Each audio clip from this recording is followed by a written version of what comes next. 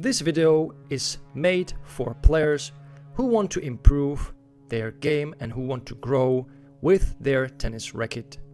If you play tennis just casually, you are enjoying the game without really wanting to improve, don't watch this video because it won't help you. And now, enjoy my guide how to buy a new tennis racket in 2026 for people who want to improve their game.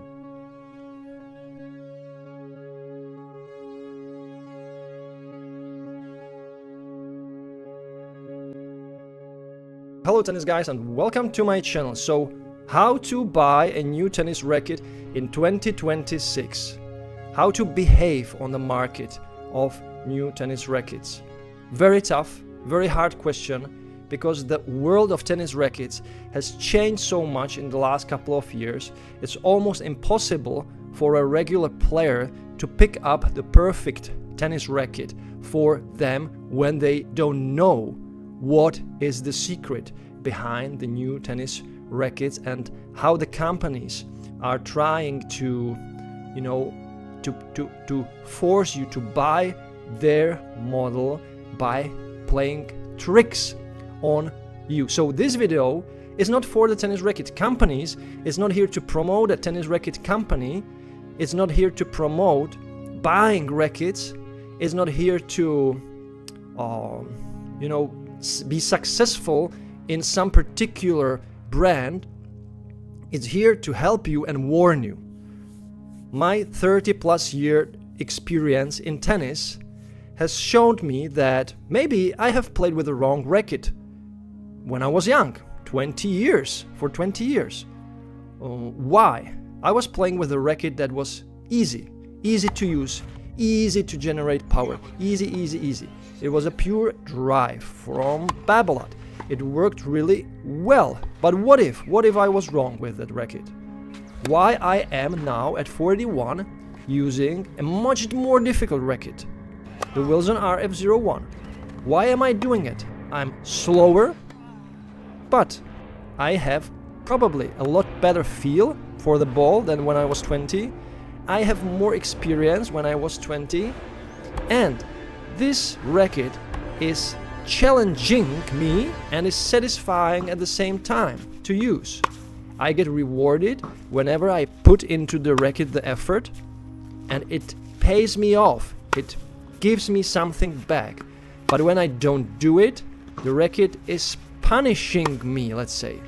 So what is the benefit of buying a racket that is challenging instead of problem solving? The benefit is that you still feel that you can improve, you can grow with the racket, and that this communication with the frame is fair and square. The racket is not lying to you, it's not pretending something that you are a great player. But for most part, it's not problem solving, it's opportunity creating. That's the huge issue I have with today's modern tennis rackets. Every racket you buy now is wow. There is the wow factor. You pick it up and it's wow. Right from the first hit, it's wow. That's a lie. That's a lie. The rackets are made nowadays to solve problems for you, but not to create the opportunity for you. Once you get into the racket, once you use the racket for a couple of weeks and months, you start thinking, oh, that's really not what I wanted. It's somehow easy, boring to use, it doesn't really kick in, it doesn't really get me better, so I need to improve when I'm hitting with the racket. I don't feel I'm growing with the frame. I'm playing like the same, it's great, whenever I'm, tired or I'm not feeling it, the racket is tremendous, it's helping me. But whenever I'm in the zone, suddenly the racket, starts showing its flaws. It's too launchy, the power is like too much. I don't want that too much power. The control is really not there. Where's the catch? The catch is that the frames are easy to use. And whenever you go beyond some level, a certain level, you want more. You want more. I want more. I want more. So what do? You switch the racket. After a year of use, you switch the racket, or after 2 years, you switch the racket, because there is no next level where to go. So you need to switch a racket, and maybe you go for a racket with more control, or you go with a racket with better precision. But why don't you pick up the racket right from the start that is forcing you to evolve, but at the same time is maybe helping you just a little bit, but not too much? And there is this communication, like what you put in, you get back, but not that if you put 20% in, you get 80% back. That's the majority of the new frames what they are doing. So that's why I have picked up Wilson RF, the most challenging commercial racket you can have now, probably. Why? Because I'm experienced enough to know how to hit the ball, how to position to the ball, and so on and so on. And I enjoy the effect of reward more than the effect of easy. I don't have to move because I hit it somehow and the ball goes in. There is fantastic technology inside the frame that is doing it, whether it is like Wilson Clash, Wilson Shift, and so on, you name it. It's just fantastic, but it's boring because it doesn't demand anything from you, right? So my advice for 2026, pick up a challenging racket that is fun to use, in the sense that it rewards you.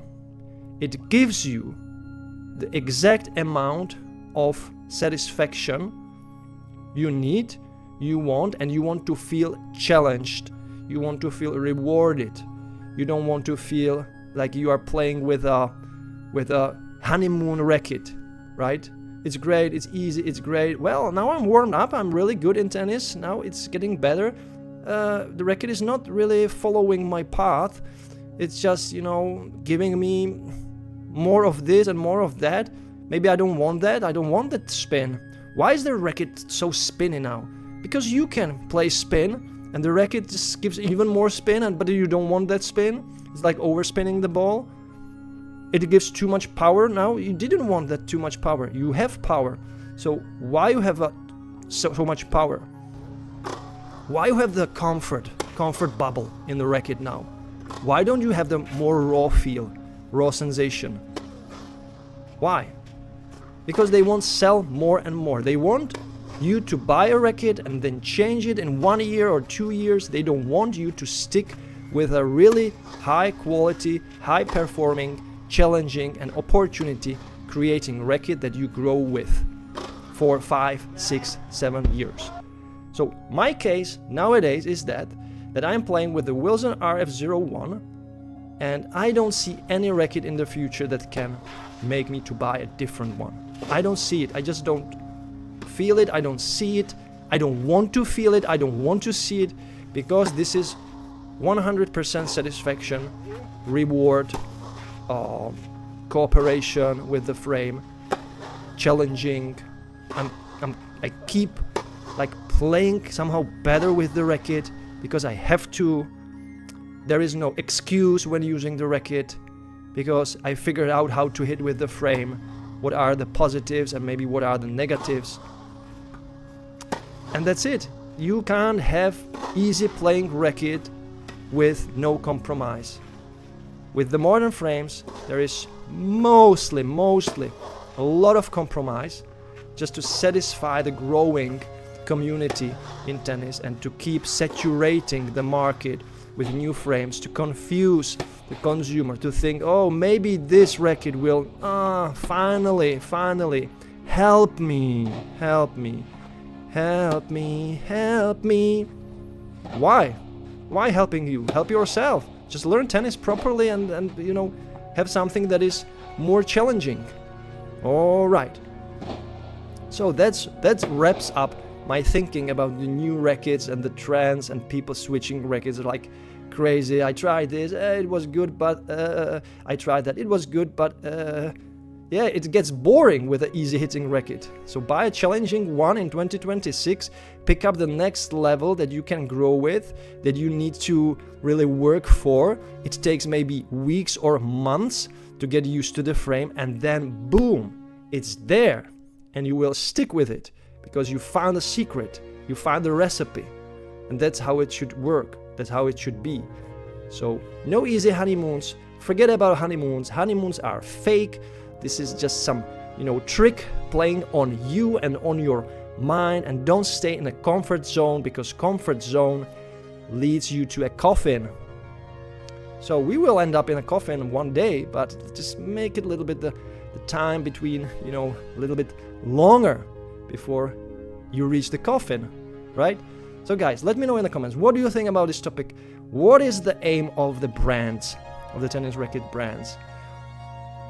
Why are they keep making problem-solving tennis rackets instead of opportunity-creating tennis rackets? It's the money, it's the sales, sale. And of course, if you are new, please subscribe to my channel. You will hear a lot of these honest videos. Not selling anything. I'm not selling anything. I'm just, warning you, and I hope I just can help you a little bit to maybe improve in buying new tennis rackets, a little bit calming down the emotions that, I need that and I need this, I need the new update is better than the previous update. All this nonsense that is played on us. So guys, let me know in the comments, what do you think about this topic? And if you are new, please subscribe. It will help me tremendously. Hit the like and subscribe button. Click the notification bell whenever I post, so you get notified. And as always, enjoy tennis, play tennis, watch tennis every time, every day, and don't forget to enjoy the manooovrlbity. Bye guys.